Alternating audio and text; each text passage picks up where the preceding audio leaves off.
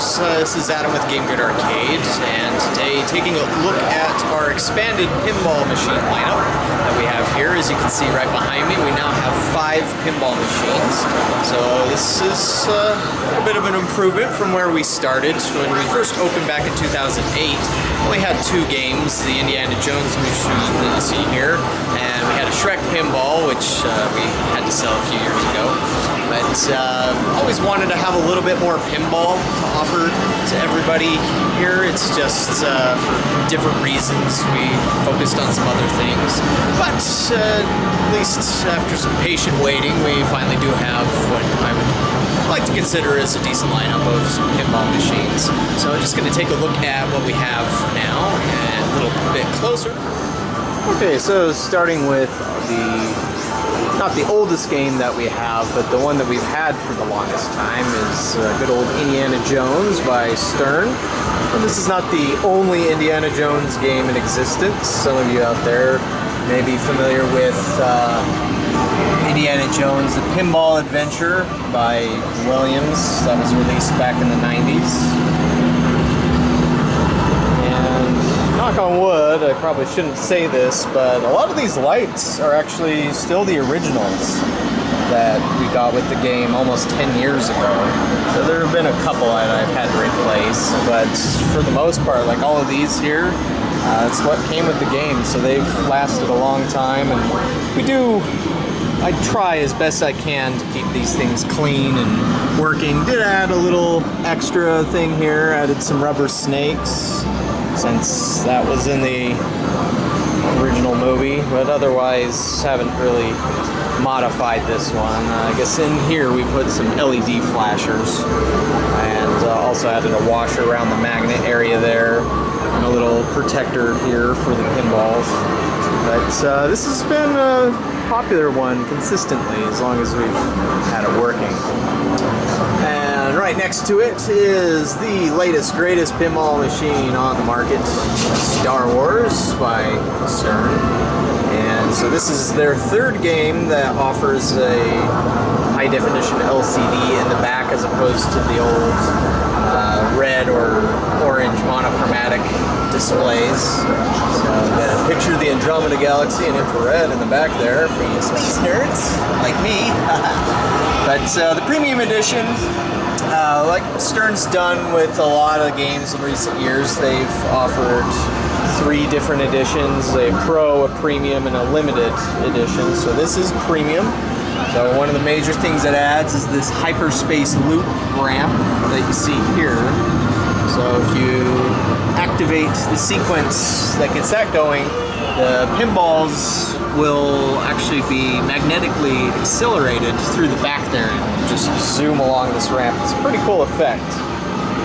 This is a game designed by Steve Ritchie, so it does play very fast, as he's known for. Some people have said it's a little sparse, but I mean, with the premium, you do have the Millennium Falcon here. You got the Death Star that'll blow up. You got the TIE Fighter and an extra LCD screen here, which does some cool effects. And we're actually looking at getting a couple of other mods to this one, possibly a Darth Vader and a Star Destroyer. We'll see about that for sure. But I also heard that Stern has new code coming for this soon, so we'll be sure, as always, to keep the code up to date. Got Indiana Jones has the last code they ran for that. And I guess I should have mentioned that was designed by John Borg. And then another one that we added very recently, last month, is GhostBusters, again by Stern Pinball. Now this is a Pro model, so it does not have quite as many features on the playfield as the premium or the limited edition models do. I believe the LE models have what are called magneslings here, which you actually use magnets instead of the solenoids to move the ball around. It gives it kind of a ghostly effect instead, but that's not in this one. This is the traditional style. But if you're into classic GhostBusters, which I personally was a huge fan growing up, this really is a nice game. It has a lot of trivia, has a lot of fun lines from the movie. 24 hours a day, 7 days a week. No job is too big, no fee is too big. That's right, Peter. So, well, it doesn't have all the 3D models like the premium version does. Like premium would have a 3D library instead of this plastic cutout. It does have some nice things like the Slimer target, which moves up and down. Has the Stay Puft Marshmallow Man target, which you just bump the machine a little bit and it wriggles around. You got kind of sort of a New York City thing there. So we've also been looking at a few little mods to add into this one. We're not going to go too crazy on the storage facility here. But there's some cool things like a slime ramp that Stern released. I'd like to put our hands on that. But this one, if you're into classic Ghostbusters, then this has everything that you could possibly want out of it. And this was also the last game that Stern made with the monochromatic display, designed by John Trudeau, who's in some legal trouble, but we'll skip that. And then another one by Steve Ritchie, Star Trek, or JJ Trek, as some people may know it as. We've got the classic Starship Enterprise up top there. But this one was the first to introduce a new back box design. It was a little bit different than if you compare it to Indiana Jones, but it still had the red monochromatic display. This one came out in 2013. But this is the Vengeance Premium model. So just like Star Wars, we both have, they're both Steve Ritchie games, and we both got the premium edition of the game. This is based on the first two J.J. Abrams directed movies. So you have the Starship Vengeance from Star Trek Into Darkness there. Premium model added in these asteroid rock lights. And this is something we added, the Narada from the very first Star Trek reboot movie. The premium edition came with this Starship Enterprise JJ version. And has multicolor LEDs. This wasn't the first pinball machine to do so. That was Wizard of Oz by Jersey Jack. But this was, I believe, the first Stern pinball machine to do it with everything. And so they're able to do some cool effects with the multicolors. The Ghostbusters has multicolor LEDs in the arrows. And Star Wars, I'm not sure. I know it does have some multicolor LEDs, but not quite as extensive as what Star Trek has. And one thing that came with the machine, but it wasn't installed, so I had to figure out a place for it myself, were these little plastic inserts of a Klingon and Federation symbol. One thing this machine has that I always found really cool, that can't show it here unless it's being played, is a laser starfield projection that when you get Klingon multi-ball, projects a starfield or a moving starfield onto the playfield there, so that's pretty cool. And a nice little laser cut thing there.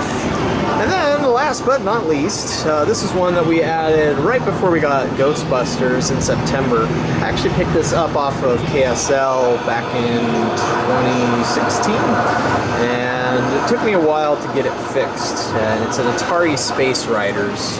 And this is from 1978, released just a few months after Space Invaders, actually. So it's one of the oldest games that we have here. So if you're into retro pinball at all, this kind of fills that for you.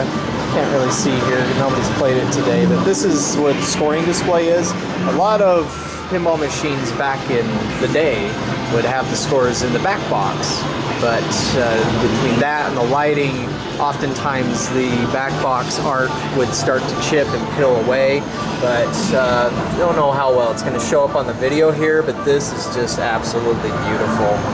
So the artwork was designed by George, I believe it was Opperman. I might have gotten the last name wrong. He was one of the principal artists at Atari.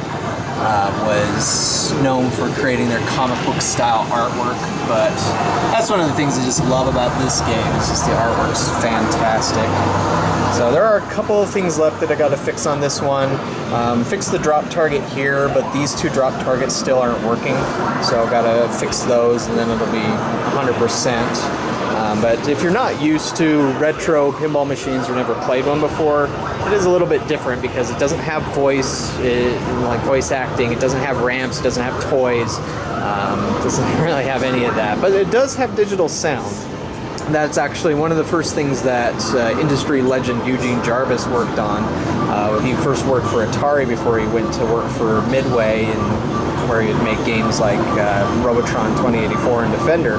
But he worked for Atari's pinball division and came up with the hardware to do the digital sound. So this has a lot of very Atari sounding sound effects in it, instead of like a xylophone like a lot of retro pinball machines had.